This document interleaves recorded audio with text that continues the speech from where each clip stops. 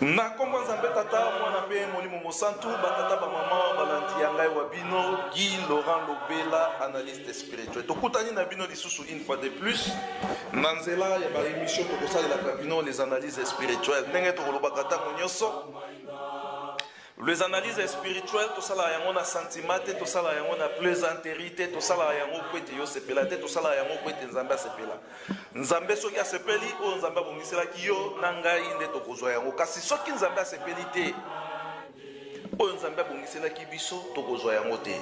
Voilà la raison pour laquelle tomipesa na ba réflexion spirituelle pe ba analyse spirituelle mpona koyeba posa ya nzambe ezali nini. Tosala yango na banzela misato sur le plan historique, sur le plan géographique et puis tosala yango lisusu sur le plan spirituel. Tosali ba recherche, tosali ba makambo ebele et to analyser yango de manière spirituelle nde epesi biso ba résultat oyo tobengi yango ba résultat moko indubitable, c'est-à-dire o mutu akodute na yango te, yango tobengi yango les analyses spirituelles. Batata ba maman 2021 euti koleka tokoti 2022. 2021 ezalaki na ba multiples événements, 2021 ezalaki na makambo ebele et 2021 tokutanaki na ba kokoso na oyo etali musala oyo tokosalaka ya ba analyse spirituelle et ba kokoso na biso ezalaki sur le plan technique yango bomoni to effectuaki vraiment ba émission ebele te na 2021 oyo euti koleka mingi babengi biso pe batuni biso ezali di ya quoi bref ezalaki di ya ba raison technique et yango mu te permetaki biso te to réaliser ba émission ebele mais ba sujet ezalaki tellement ebele makambo pe ya koloba ezalaki tellement ebele bilia na bino pe ya mikolo pe ezalaki ebele ndenge bomesana na kosavourer émission ya les analyses spirituelles. Batata ba maman tokoti 2022 ezali page mususu ya histoire ya mboka na biso ya lingomba na biso ya mokili pe ya ba famille na biso toko découvrir makambo ebele ndenge toza koloba lere nyonso ndenge tokolobaka lere nyonso tolemba te kosabone massivement na chaîne ya Africa 21 TV esika nini oyo topubliaka ba émission ya les analyses spirituelles et kuna tozali na ba sujet ebele oyo tolobelaka pe oyo topartageaka ndenge tokolobaka lere nyonso ba message ya ba papa ezali moko pe ya maye permetaka biso to raisonner de manière profonde pona koyeba le vrai volonté ya tata nzambe pona biso ezali nini banzembo na biso bokokuta yango kuna ba message ya papa bokokuta yango kuna et ba analyse spirituelle bokokuta yango pe kuna na Africa 21 TV bokoti na YouTube obeti Africa na kaya Congo nde esika nini oyo tokopubliaka ba émission ya les analyses spirituelles. Lelo sujet na biso ezali nini batata ba maman lelo tokolobela sujet oyo tobengi yango nous sommes infiltrés. Nous sommes infiltrés ezali sujet na biso. Pourquoi toponi nous sommes infiltrés? Parce que tosali ba recherche approfondie. Totali makambo ndenge ezali kokende. Totali ba maloba ya ba papa, totali pe mikanda ya lingomba, pe totali histoire ya mboka na biso. Toye ko comprendre na ba réflexion spirituelle na biso, na ba analyse spirituelle na biso, toye ko comprendre et batata ba maman, nous sommes infiltrés. Infiltration ezali na ba volet nyonso toko expliquer yango toko betela bino toko lakisa bino ba quelques directives o ezali ya solo ko lakisa ete nous sommes infiltrés. Ba analyse spirituelle batata ba maman to sala yango na sentiment te to sala yango po ete yo sepela te tozali na posa ya koyeba posa ya nzambe ezali nini tokoki kosala po ete to sepelisa nzambe po ete elaka oyo nzambe atiaki na kati na biso tokoka kozwa yango. Kasi soki tosali volonté ya tata nzambe te elaka oyo ye alakaki batata na biso oyo ye alakaki bakoko na biso oyo ye azali kolaka biso tokozwa yango te yango tozali kosenga na biso nyonso tokota na domaine stratégie ou bien tokota na lolenge oyo tobengi yango ya sika lolenge ya ba réflexion spirituelle pe ba analyse spirituelle juste pona koyeba posa ya tata Nzambe pe kusala oyo Nzambe alingi po ete oyo Nzambe abongiselaki biso tokoka kozwa yango batata ba mama ndenge touti koloba sujet na biso ezali nous sommes infiltrés tosali ba recherche tosali ba analyse totali histoire ya Lingomba totali histoire ya mboka na biso nous sommes infiltrés état que analyste spirituel toye ko comprendre et nous sommes infiltrés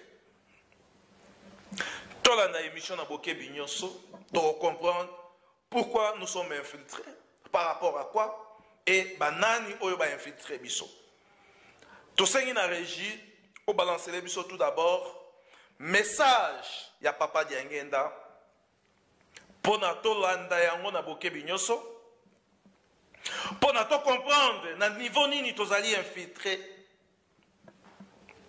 et toyeba kozwa ba disposition na ba dispositif oyo ko permettre yo na ngai de manière consciente toyeba ko changer ezala bizali na biso ezala ba tactique ya kosalela musala tata Nzambe ezala efandeli na biso ezala lolenge nyonso oyo biso bandimi tokozalaka na yango par rapport ya maiko sepelisaka tata Nzambe to maiko sepelisaka tata Nzambe te oya mabe totie yango mupanzi et to s'adapter na makambo ya sika oyo Nzambe azali nango posa yo na ngai to salela yango po ete tokoka kobikisama régie très rapidement tiela biso message ya papa Diangenda na Kinshasa bango bazali na réunion te na funguli Braza ubie tangu mususu na funguli Paris nazara kulandaka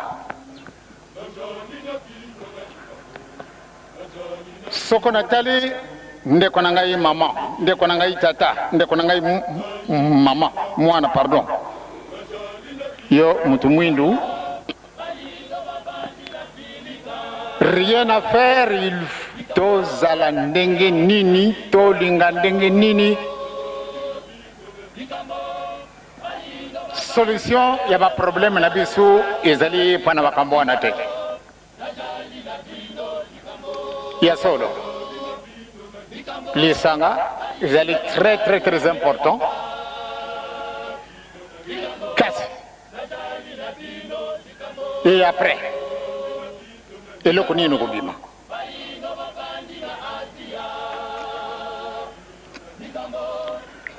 tozali na passe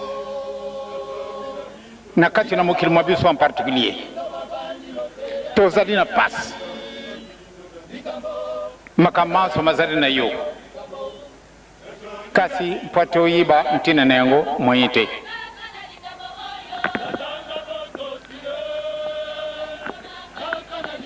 lelo mokili mundenge muzali motambola eloko mboko ezangi biso te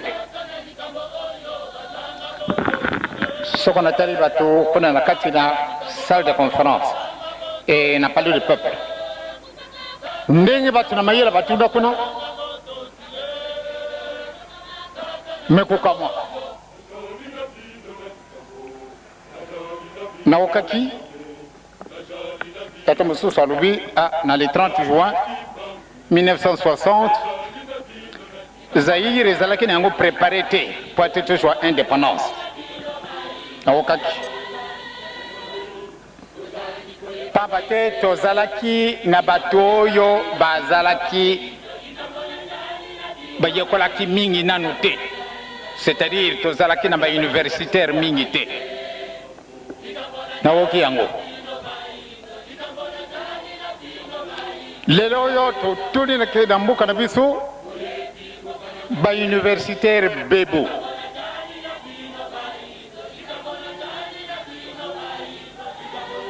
soko na 60 botambola na biso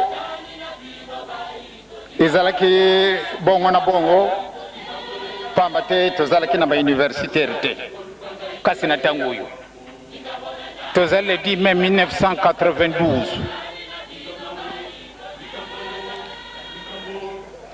bauniversitaire bamosusu mosala mozali lisusu ezali te mpo na nini presque partout bauniversitaire kasi mpo ate tokóma na bacompromis na makambo mazali koleka ya solo bakotrouve basolution et après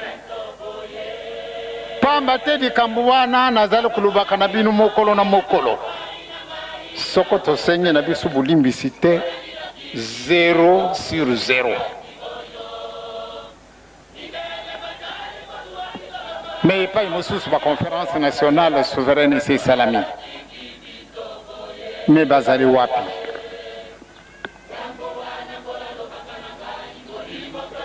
bamosusu basali na bango conférence nationale souveraine te kasi meme basala ndenge nini eloko ezangi aussi longtemps liaison spirituelle na biso ya esalami te ezali vraiment pamba mpasi na biso ekusila te meme soko bino nyonso tu bozali awa bosali université po ate botrouve solution na problème oyo ezali kosala mpasi na moto mwindo ekozala te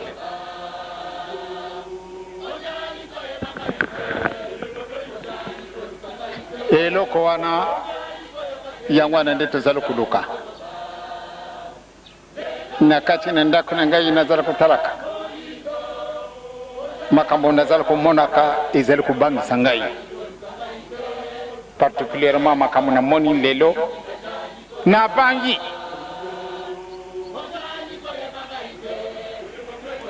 pamba te basolution na baproblème na biso po ate elongo na moto mosusu eza na yango te problème ya ngai na mama fomadongo na kati na ndako il faut biso mibale nde to résoudre baproblème na biso moto mosusu solo aye kopesa biso conseil kasi soko ngai nalingi te ubie mama alingi te. Merci beaucoup batata ba maman. Touti kolanda message ya papa Diangenda. Esika nini papa Diangenda azali kolakisa na biso procédure nini oyo tokoki kosala biso na niveau ya l'état po ete tozwa solution na mayema azali kotungisa biso na kati na mboka. Infiltration na biso tobandi yango, explication na yango na niveau ya sommet ya l'état bongo tokokita na lingomba pona kolakisa ya solo ete nous sommes effectivement nous sommes infiltrés selon la réflexion spirituelle na biso. Papa Diangenda apesi biso ba orientation état que homme spirituel avec une vision très profonde ya ko avertir biso ya ko lakisa biso nini esengeli na biso ko sala po ete toyeba kozwa solution na mboka na biso ya Congo pe ya Afrika mobimba. Batata ba maman normalement Congo fallait à la grande puissance na programme ya Tata Nzambe.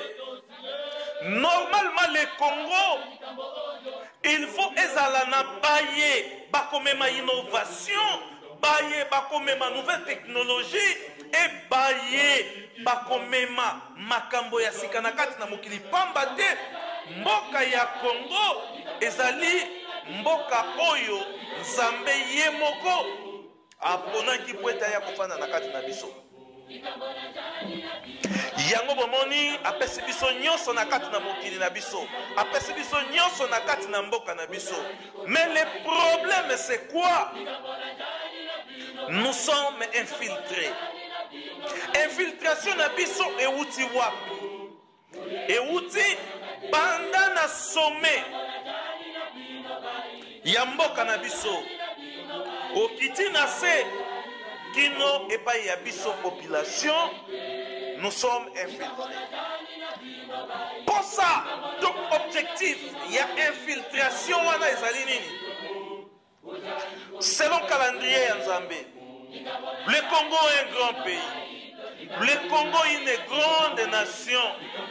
Et le Congo, la locomotive de l'Afrique, oye kosala ete esimba nouvelle technologie, nouvel ordre mondial oyo ekotambwisama na tata Nzambe, la restauration ya bokonzi ya tata Nzambe na kati na mokili. Le Congo, la locomotive de l'Afrique.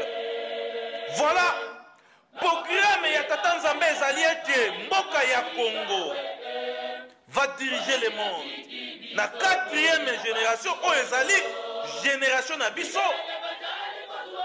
Nzambe apesi biso elaka alobi ete il faut totambwisa mokili. Ndenge lelo États-Unis ezali kodirige mokili, ndenge lelo ba Israël edirige mokili na tango na kala, et lelo na 4e génération Nzambe apesi elaka epai na biso alobi ete bino lokola bozali libota na ngai, lokola bozali libota oyo ngai Nzambe na ye kofanda na kati na bino, tala elaka epesameli bino. La locomotive, le Congo. Elaka epesameli biso selon programme ya tata Nzambe ete tokotambwisa mokili. Batata ba maman, ce que nous sommes en train de dire, ce sont les analyses spirituelles. Totangeli yango ki la cité. Bapeseli yango biso esika moko te songolo pakala. Kasi Nzambe azali ko inspirer biso, pe azali ko orienter biso na ba recherche oyo tozali ko sala de manière spirituelle. Po ete mayele oyo to partager yango na bino. Esika bozali oyo komona ete un plus davantage oyo ko compléter la connaissance na ye. To hésiter te to salela yango batata ba mama pamba te ezali se bobele mpona lokumu mpe bosomi ya mboka na biso ya ndenge touti koloba programme ya tata Nzambe ezali ete le Congo soit la locomotive de l'Afrique et le Congo dirigera et l'Afrique dirigera le monde. Mais voilà là où nous sommes infiltrés. Pona koyeba makambo oyo esengeli te ete ozala kaka na mbongo. Pona koyeba makambo oyo ezali te ifo ozala kaka ntango mosusu moto asali bakelasi ebele. Pona koyeba makambo oyo ezali se bobele na eloko moko.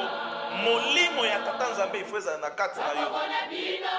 Episo lokola tobipesa na nzela ya bareflexion spirituelle, nde Nzambe azali korevele biso, kolakisa biso. Soki mpe tokolobaka ezali te po ete tonoka kaka lokola mbula, kasi soki tokolobaka ezali po ete bino mpe bozwa mayele. Et biso mpe tozali koluka bastratégie balolenge ebele po ete tokontribue na mokili ya sika oyo Nzambe abongisi. Malgré l'infiltration, malgré nyonso oyo biso bakonzi tozali kosala po ete Congo ekende liboso te, malgré nyonso oyo biso bakongolais tozali kosala po ete Congo ekende liboso te, nous sommes en train de se préparer po ete moko na moko kati na biso oyo bazali na conscience ya elaka oyo Nzambe atie na kati na biso to contribuer. Contribution na biso ezali kaka te na oyo tokoyaka konoka tango nyonso mpona kolakisa bino, mpona koyebisa bino, mpona kolakisa bino ma Nzambe azali kolakisa biso, kasi ezali na balolenge ebele oyo Nzambe azali kopesa biso ba orientation. Voilà ndenge touti koloba posa ya Nzambe ezali ete le Congo soit la locomotive de l'Afrique et l'Afrique dirigera le monde. Et quatrième génération ezali génération ya ngai na yo oyo toponami pote tomemama na processus oyo ekotombola lokumu ya Congo, lokumu ya mboka na biso pote tokoma esika wana.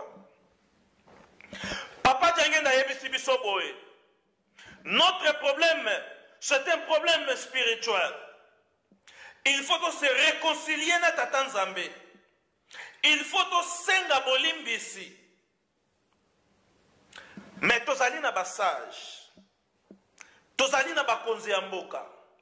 Tozali na batu ya mayele. Tozali na batu ya lolenge ebele. Oyo bapesa meli mokumba ya koyeba kotambwisa biso. Batu wana bazali kosala eloko moko te poete Kongo elongwa. Na monyololo oyo yango ezali na yango poete Kongo elongwa. Na pasi oyo tozali komona poete Kongo elongwa. Na mikakatano oyo ezingi biso. Tango bapesi yo manda, bapesi yo mokumba, bapesi yo mosala, bapesi yo responsabilité nyonso na kati na mboka. Tango ozali kosala yango ndenge esengeli te. Ozali infiltré. Tango ozali kosala yango ndenge esengeli te. Ozali infiltré. C'est-à-dire la procédure en soi oyo esengeli na biso kosala po ete to tombola nkita ya Congo. Nous avons abandonné tout cela. Nous avons abandonné. Et tomipesi na baposa na biso, tomipesi na ba intérêt na biso, tomipesi na makambo oyo ya biso. La fois passée to sala ki ba émission, to lobela ki makambo ya problème ya Congo. Problème ya Congo ezali facile. Même mutu oyo asali ba étude te lokola biso, tozali na possibilité et la capacité spirituelle ya koyeba. Voilà le problème du Congo, c'est ça. Mais qu'est-ce qu'il faut faire?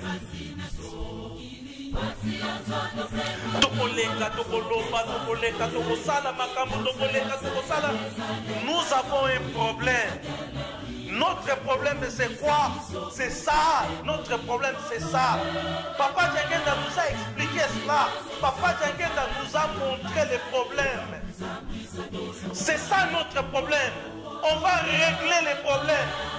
Un responsable, un cadre, un responsable d'une compagnie, un responsable quelque part. C'est-à-dire un responsable, un leader. Tu dois régler les problèmes. C'est-à-dire Mbokana Biso, ce qui est allé pour évoluer, c'est allé parce que tout y a des problèmes car si nous ne voulons pas régler les problèmes, pourquoi tout le monde régler les problèmes? C'est parce que nous sommes infiltrés. Le mandat qu'on nous a donné, la responsabilité qu'on nous a donnée par le peuple,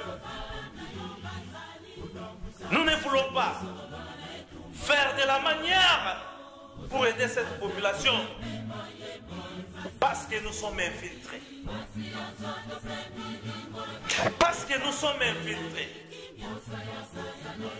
Mboka na biso ya Congo etondi na bato ya mayele ndenge na ndenge. Tozali kokende liboso te mpona nini? Mboka na biso ya Congo etondi na banganga nzambe ndenge na ndenge.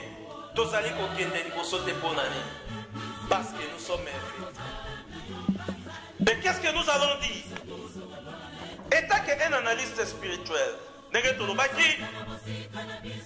tokobanda na l'état, na sima ya l'état de toya kosuka na côté ya église.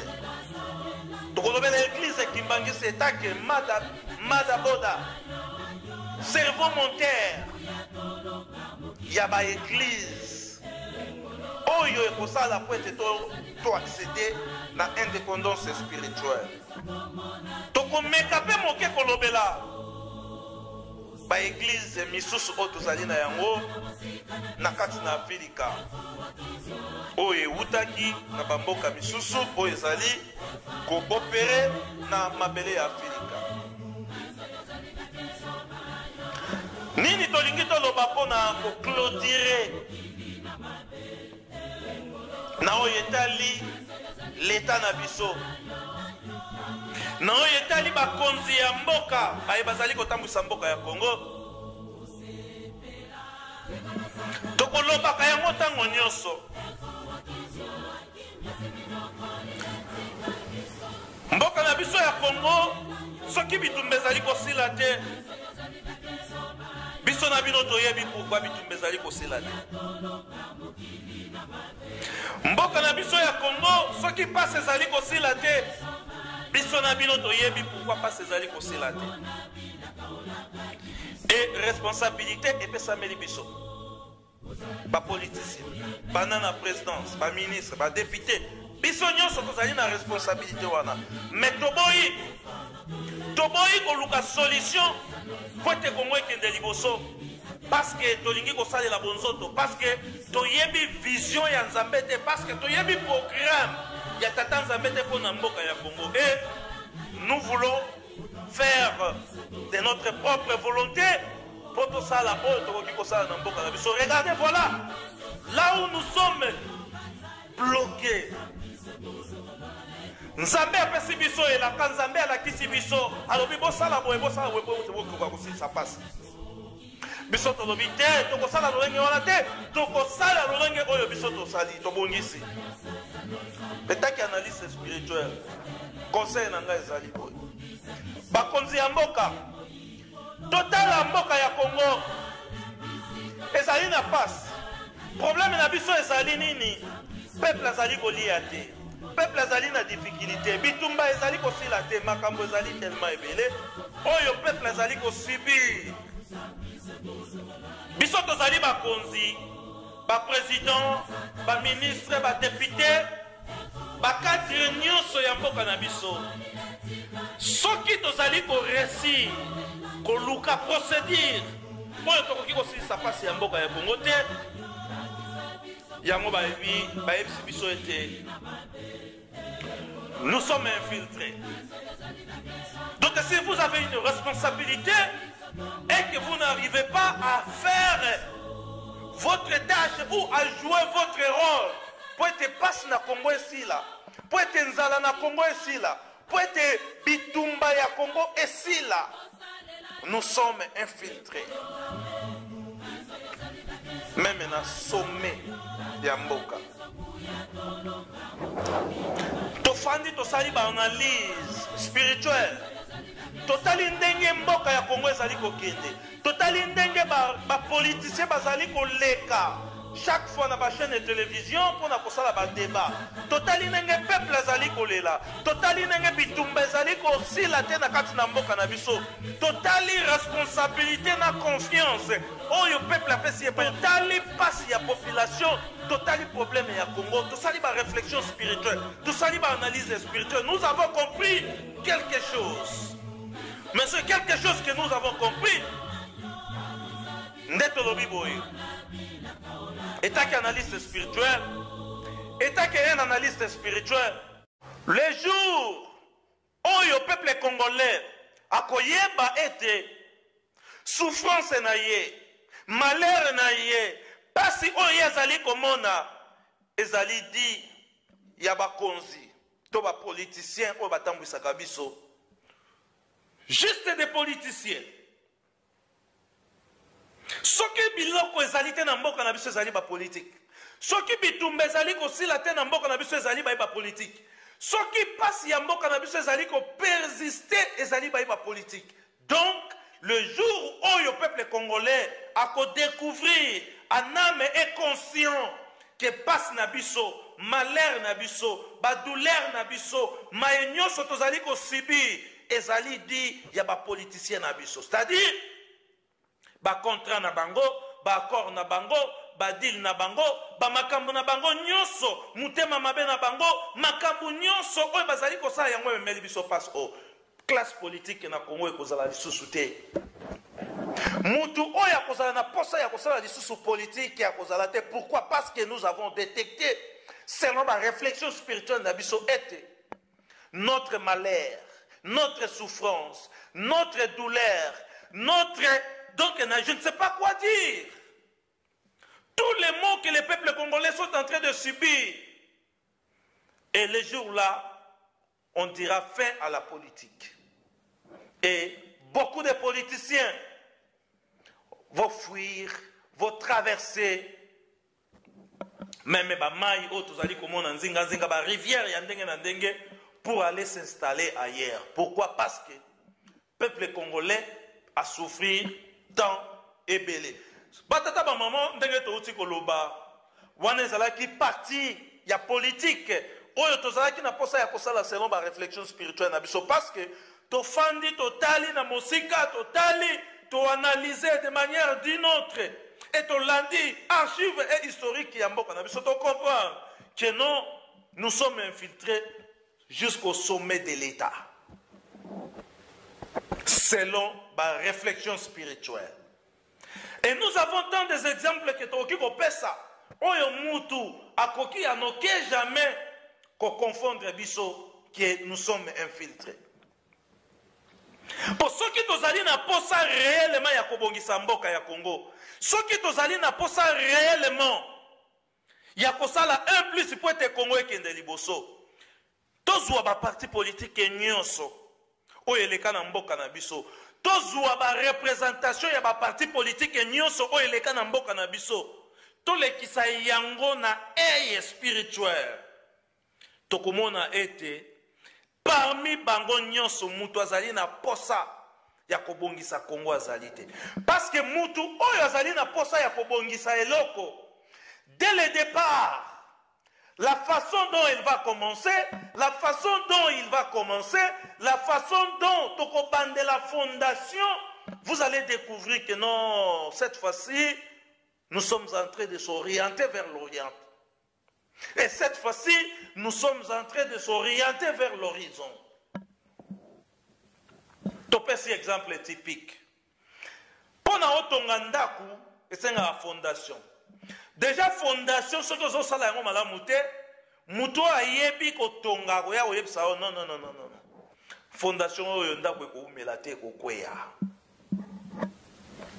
tangu to yebi passe ya Congo fondation ni tozali ko sala pour te promettre na ba peuple congolais à venir ya Congo pour te promettre na peuple congolais à venir meilleur toleki wana batata ba mama to koti na phase. Il y a l'église. Nous avons déjà parlé plusieurs fois. Dans l'église, nous sommes infiltrés. Déjà, infiltration dans Bisso. Et bandaki na niveau ya libanda. Beaucoup de pasteurs, beaucoup des hommes de Dieu.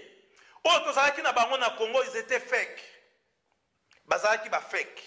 Selon l'analyse spirituelle. Il y en a beaucoup. Toye pona aussi.